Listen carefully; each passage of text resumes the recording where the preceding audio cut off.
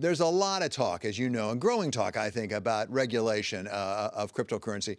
Let's talk about what is practical, what could be done. And let me take one specific, and that's stablecoin. We have, for example, Right. Janet Yellen, Secretary of Treasury, saying we better take a look at this because stablecoin, as I understand, is supposed to be matched against actually holding some currency. Not clear they are. And you've written a piece about breaking the buck.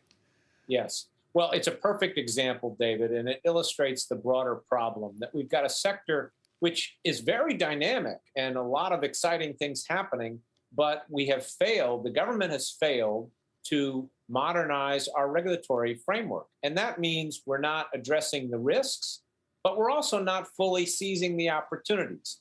With stablecoins, they are supposed to be backed basically one to one by the reserves that the issuer holds in dollars. In other words, they take in dollars and they issue a token.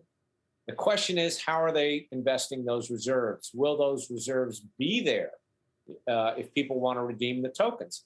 And in this sense, they're like banks that aren't regulated or money market funds that aren't regulated. And that's why I wrote a piece saying they could break the buck.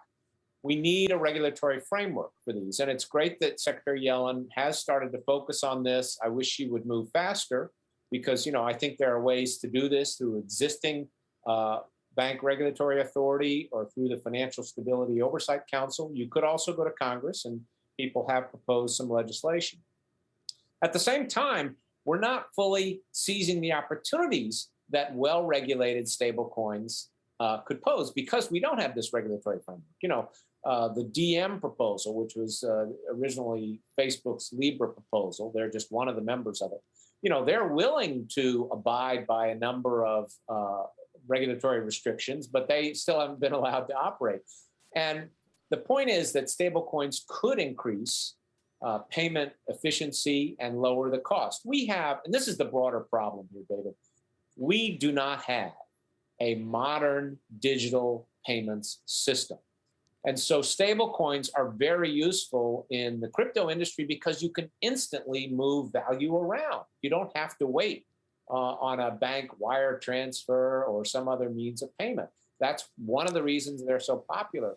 We should be able to do that more broadly. So I'd like to see us modernize our regulatory framework so we can address some of the risks that stablecoins and other cryptocurrencies pose, but also take advantage of this digital revolution that's going on and really develop a digital payments system for the United States.